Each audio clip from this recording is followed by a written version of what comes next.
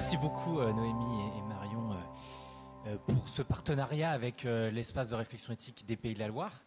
Donc alors pour peut-être les personnes qui ne connaissent pas cette instance, donc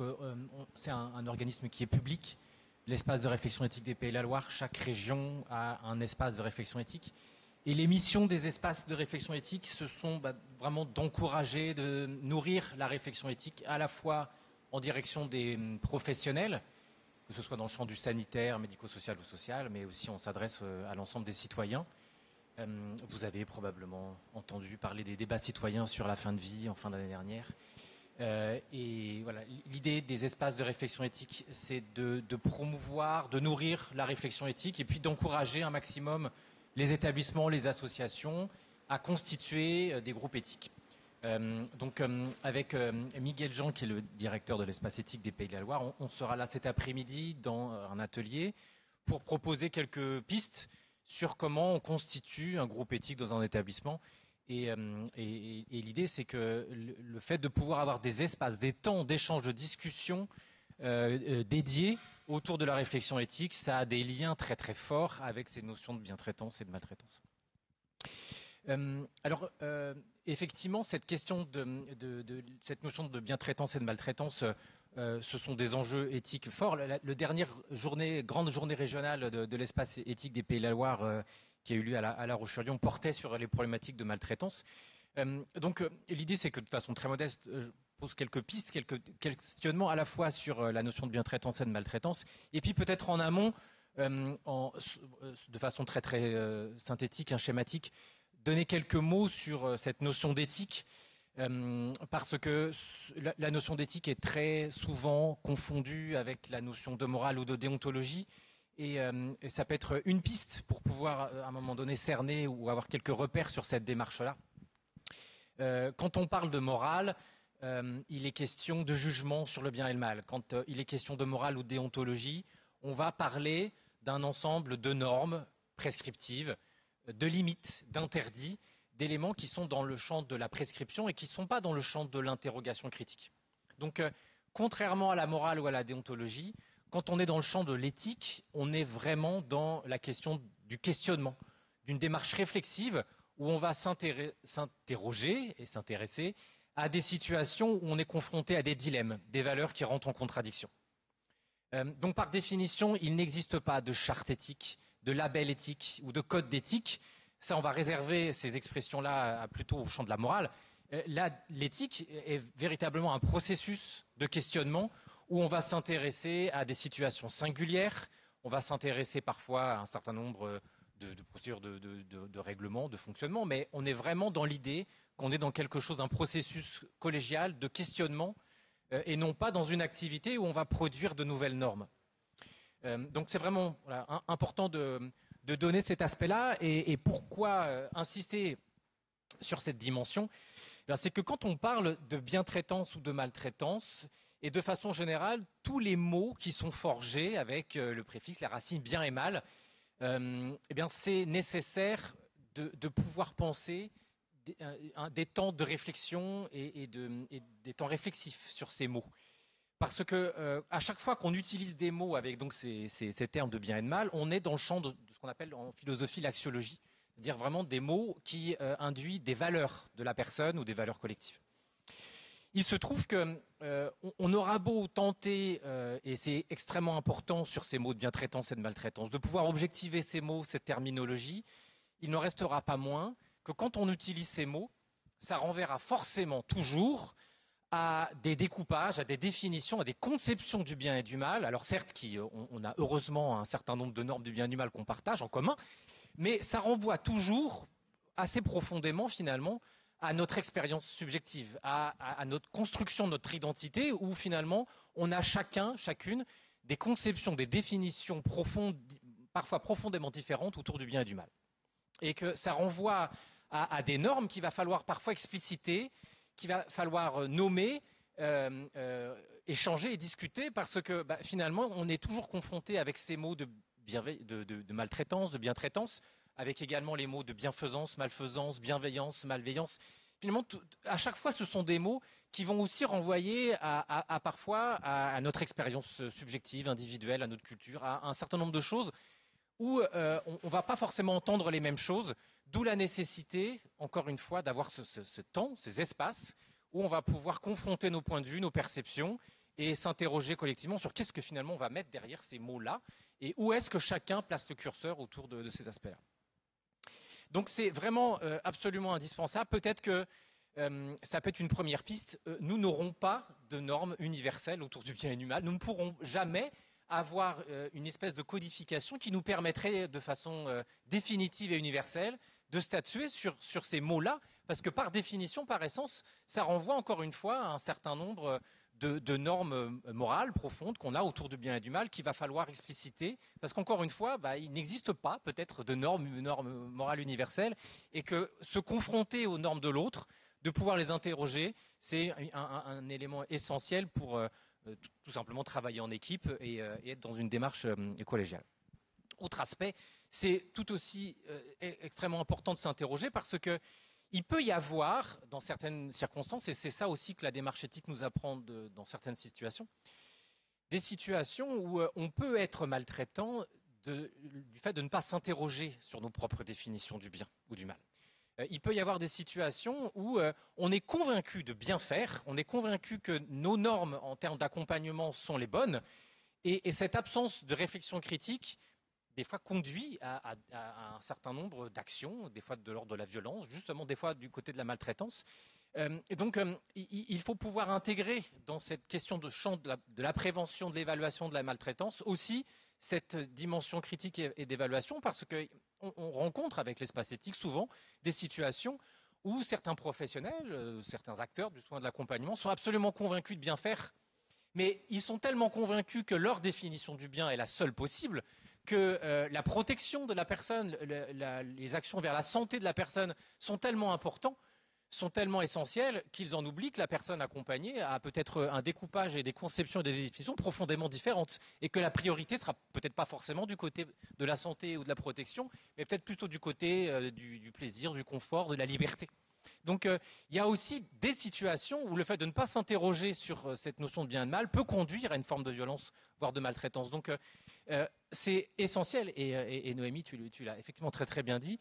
d'avoir des espaces, encore une fois, on va passer notre journée à insister sur cet aspect-là, mais d'avoir des espaces où on vient de questionner d'un point de vue critique ces notions-là, réflexives, et surtout d'aller rechercher la perception parfois différente de notre perception individuelle, c'est une dimension absolument essentielle quand on s'intéresse à une démarche de promotion de la bientraitance ou à des préventions autour de la maltraitance.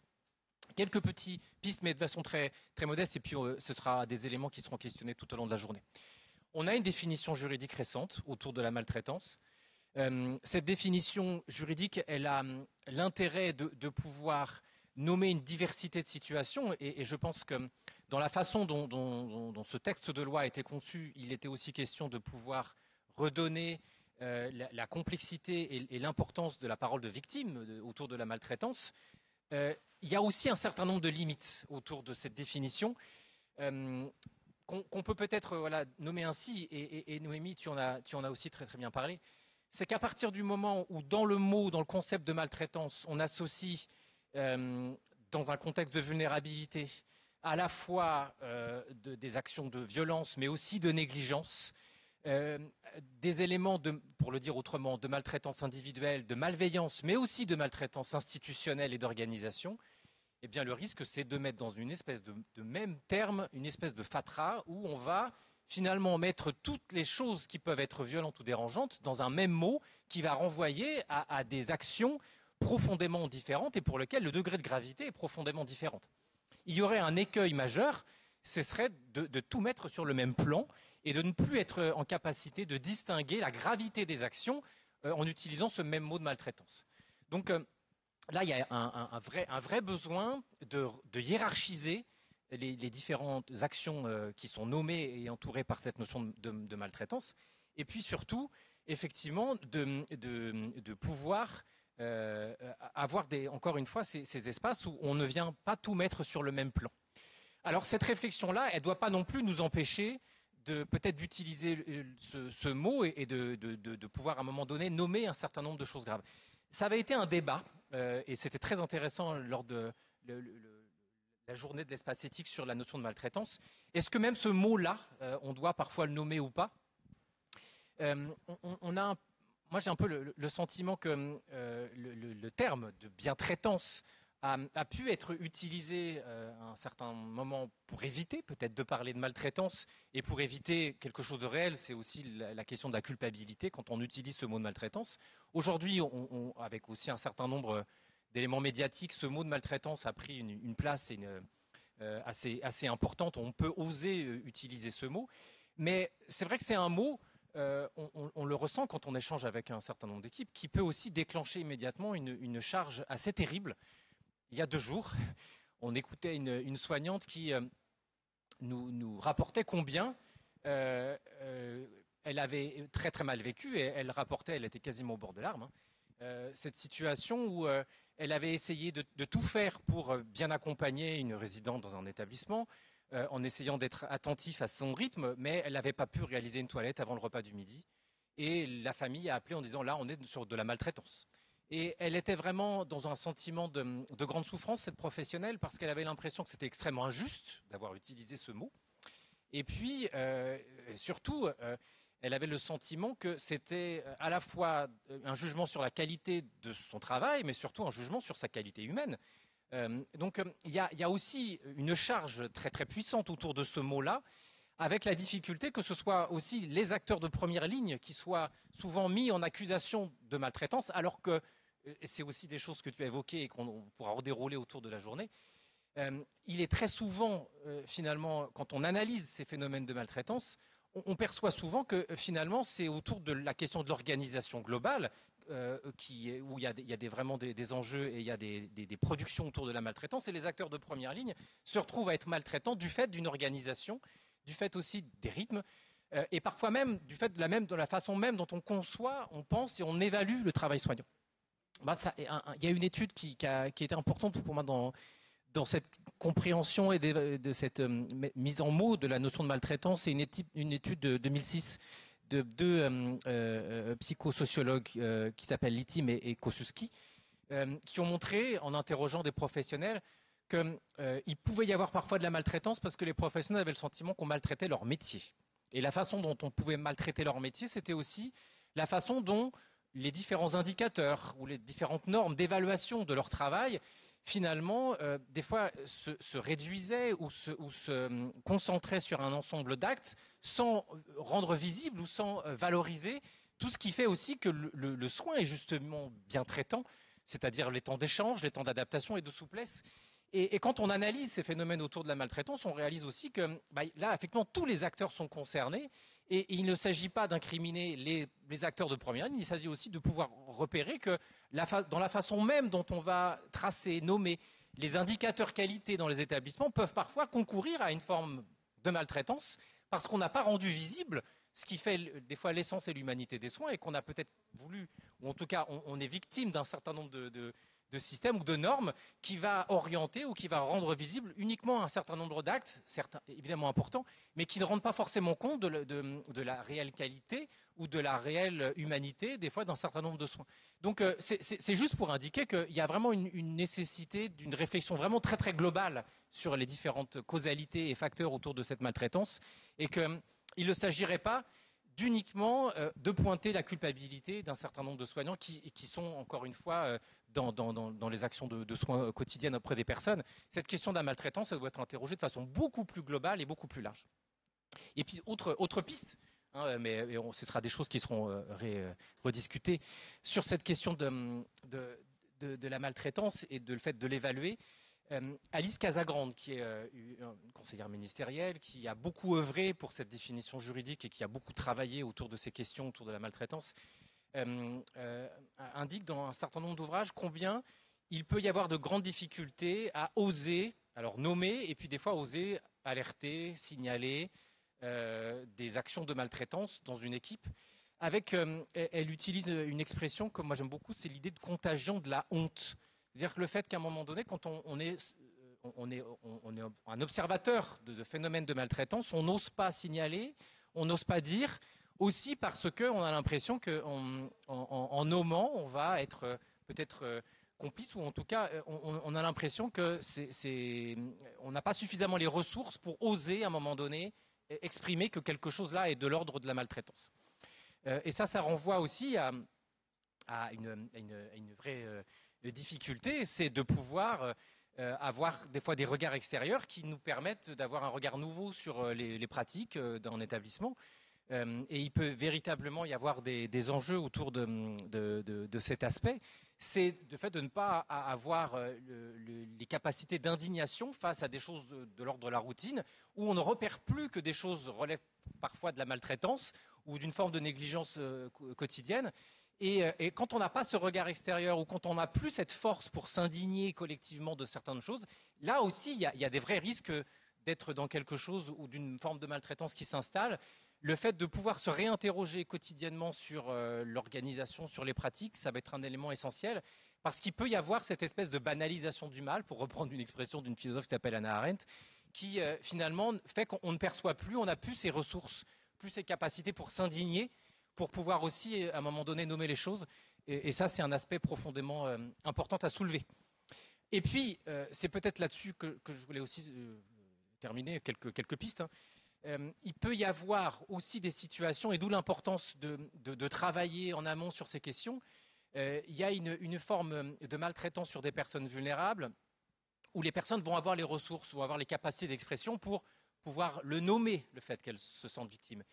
Mais il y a aussi beaucoup d'autres situations où les personnes sont tellement vulnérables, elles sont tellement dans une situation de grande précarité au sens physique, psychique, social, qu'elles n'ont même plus la force, qu'elles n'ont même plus les capacités à pouvoir se sentir maltraitées, à pouvoir exprimer qu'elles sont victimes de quelque chose et à pouvoir se sentir maltraitées. Et là, il y a des vrais enjeux aussi sur comment on peut être aussi vigilant sur toutes ces personnes pour qui finalement, elles sont tellement dans cette situation de vulnérabilité qu'elles le subissent tellement qu'elles ne sont plus mises dans la situation de sujet pour pouvoir exprimer et repérer qu'elles sont victimes de maltraitance. Et là, ça suppose aussi un accompagnement particulier. Ça suppose aussi qu'il y ait une vigilance en termes d'égalité d'accès à cette question de l'évaluation de la maltraitance qui doit être importante. Ne perdons pas aussi de vue qu'il peut y avoir un certain nombre de personnes accompagnées qui sont tellement dans cette situation de vulnérabilité qu'il va falloir un travail d'évaluation particulier et qui n'ont pas forcément ni de porte-parole en termes de famille, d'entourage, pour à un moment donné pouvoir exprimer que là il y a quelque chose qui peut être compliqué. Donc voilà, c'était autour de toutes ces pistes-là. On pourrait passer beaucoup de temps à explorer ces aspects-là. Mais encore une fois, pour résumer, synthétiser, vraiment, il y a une articulation très très forte entre la nécessité de mettre en place une démarche de réflexion éthique et critique sur les pratiques, avec ces enjeux autour de l'évaluation et du partage autour de cette notion de bientraitance et de maltraitance. Et ce qu'on pourra proposer avec Miguel Jean cet après-midi sur comment on monte un groupe éthique peut être vraiment un levier important pour essayer de renforcer ce travail d'évaluation critique dans les établissements. Voilà.